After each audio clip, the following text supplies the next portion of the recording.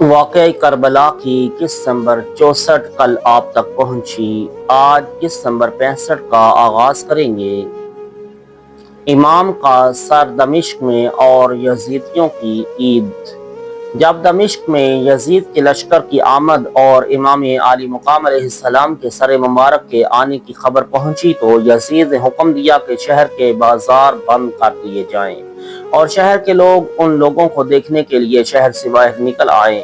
کنز الغرائب میں روایت آئی ہے کہ ابو العباس نے حضرت سہل بن سعدی رضی اللہ تعالی عنہ سے بیان کیا کہ میں بغرض تجارت ملک شام میں گیا۔ ایک روز مضافات دمشق کے ایک گاؤں میں پہنچا تو لوگوں کو خوشیاں مناتے اور ڈھول بجاتے دیکھا۔ میں نے اپنے آپ سے کہا کہ یہ لوگ عید کر رہے ہیں اور ہماری عیدیں تو مقرر ہیں۔ میں نے ایک شخص سے اس کے بارے میں سوال پوچھا تو اس نے کہا، اے بزرگ تو اعرابی ہے۔ میں نے کہا، میں حضور رسالت مآب صلی اللہ علیہ وآلہ وسلم کا صحابی سہل بن سعدی ہوں۔ اس شخص نے سینے سے آہ سوز ناک خارج کی اور روتے ہوئے کہا، عجیب ہے کہ اس تعزیت میں آسمان سے خون نہیں برستا اور اس مصیبت سے اہل زمین ختم کیوں نہیں ہو جاتے۔ میں نے کہا، یہ کس کی تعزیت ہے؟ اس نے کہا، آپ نہیں جانتے۔ میں نے کہا، کھول کر بیان کرو۔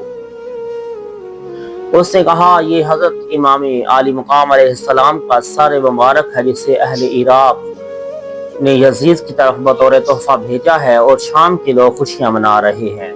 میں نے کہا، اس سر کو شہر کے کون سے دروازے سے لایا گیا ہے؟ اس نے کہا، باب ساعات سے۔ پس میں نہایت غمزدہ ہو کر آگے بڑھا اور اہل بیت کے اونٹوں کے درمیان جا کر دیکھا کہ اس سر کو نیزے پر اٹھایا ہوا ہے جو حضور رسالت مآب صلی اللہ علیہ وآلہ وسلم کے مشابہ ہے۔ میں غم سے مغلوب ہو کر رونے لگا تو ایک بی بی نے مجھ سے پوچھا، بابا تو کیوں روتا ہے؟ میں نے کہا، آپ کون ہیں؟ انہوں نے فرمایا، میں امام حسین علیہ السلام کی بیٹی سکینہ ہوں۔ یہ سن کر میرے رونے میں شدت آ گئی اور میں نے آنسو بہاتے ہوئے کہا، اے خاتون قیامت کی بیٹی، میں آپ کی جد امجد صلی اللہ علیہ وآلہ وسلم کا صحابی سہل بن سعدی ہوں۔ آپ کو کوئی ضرورت ہو تو ارشاد فرمائیں۔ آپ نے فرمایا، ہاں، آپ ان نیزہ والوں سے کہیں کہ میرے ابا جان کے سر کو اور دوسرے شہیدوں کے سروں کو لے کر آگے جائیں تاکہ شامیوں کی آنکھیں انہیں دیکھنے میں مصروف ہو جائیں اور ہم قدرے لوگوں کی نگاہوں سے محفوظ رہیں۔ میں یہ سن کر آگے بڑھ گیا اور جس شخص نے امام حسین علیہ السلام کا سر مبارک اٹھایا ہوا تھا اس سے کہا، مجھے تجھ سے ایک کام ہے، اگر تو وہ کام کر دے تو میں تجھے 400 درہم دوں گا۔ اس نے کہا، آپ کو مجھ سے کیا کام ہے؟ میں نے کہا، حضرت امام حسین علیہ السلام کا سر آگے لے جا۔ اس نے ایسا کر دیا تو میں نے اسے 400 درہم دے کر اپنے آپ سے کہا کہ اہل بیت کے پاس واپس جاؤ۔ اسی اثناء میں لوگوں کا اجتماع اور ہجوم اس قدر بڑھ گیا کہ باب ساعات سے اندر آنا ناممکن معلوم ہونے لگا کیونکہ لوگ واپس جا کر باب سوما سے اندر آ رہے تھے۔ ایک بوڑھے کی گستاخی اور معذرت۔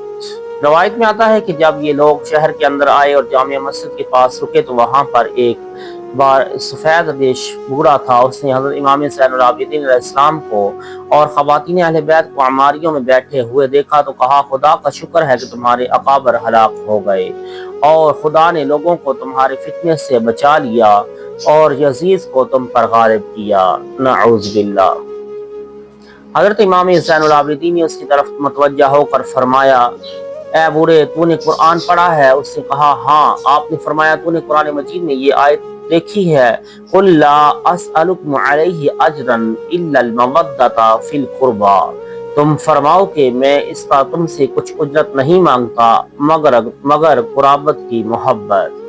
اس نے کہا، ہاں، میں نے یہ دیکھی ہے۔ آپ نے فرمایا، نحن ذوی القربى، یعنی ہم رسول اللہ صلی اللہ علیہ وآلہ وسلم کے قریبی ہیں اور ہماری مودت لازم ہے۔ پھر آپ نے فرمایا، اے بوڑھے، تو نے یہ آیت پڑھی ہے، انما یرید اللہ لیذھب عنکم الرجس اہل البیت ویطہرکم تطہیرا۔ اللہ تعالیٰ تو یہی چاہتا ہے اے نبی کے گھر والوں کہ تم سے ہر ناپاکی کو دور کر دے اور تمہیں پاک کر کے خوب پاکیزہ بنا دے۔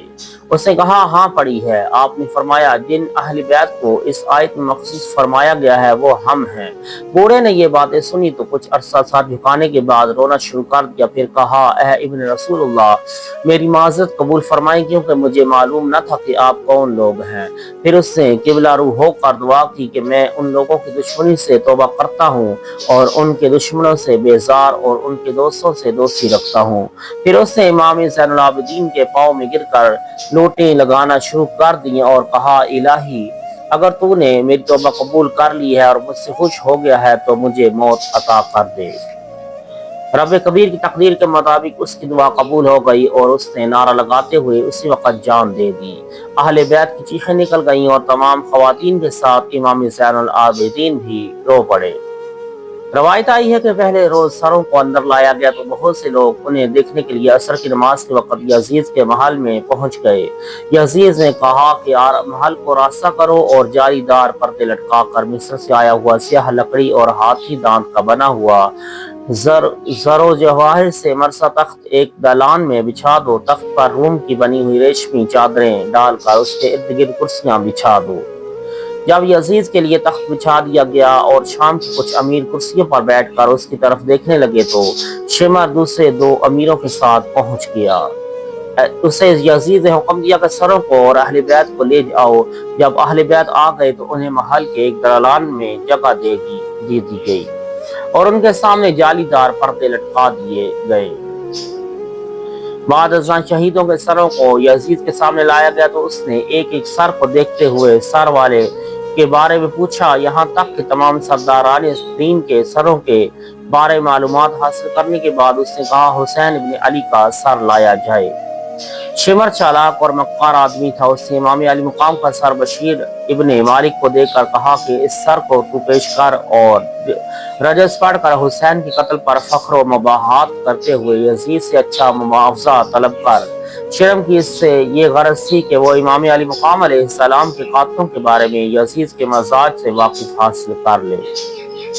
बशीर ने इमाम अली मुकाम अलैहिस्सलाम का सर मुबारक यजीद के तख्त के सामने रखा और कुछ रजिस के अशआर पढ़े। मेरे चौपाइयों को सोने चांदी से भर दे, इसलिए कि मैंने बहुत बड़े बादशाह को कत्ल किया है और मैंने ऐसे शख्स को कत्ल किया है जो अपने माँ बाप की तरफ से लोगों में बेहतरीन था। फिर ऐसे ही उसने चंद दूसरे शेर पढ़े जिनमें हज़रत इमाम अली मुक़ाम अलैहिस्सलाम के हस्ब व नसब का शर्फ बयान किया गया था। यजीद ने ये बातें सुनकर गज़बनाक होते हुए कहा, अगर तू जानता था कि हुसैन इन सफ़ा से मौसूफ और इन तारीफों के हकदार थे तो तूने उन्हें कत्ल क्यों किया? वल्लाह मैंने तुम्हें ऐसा करने के लिए नहीं कहा था, बल्कि तूने खुद उन्हें कत्ल किया है। फिर उसने कहा, इसे महल के बाहर ले जाकर कत्ल कर दो। ये बशीर वही है जिसने 10 अफराद के साथ मिलकर इमाम अली मुक़ाम अलैहिस्सलाम के कत्ल पर मुआफ़क़त की थी।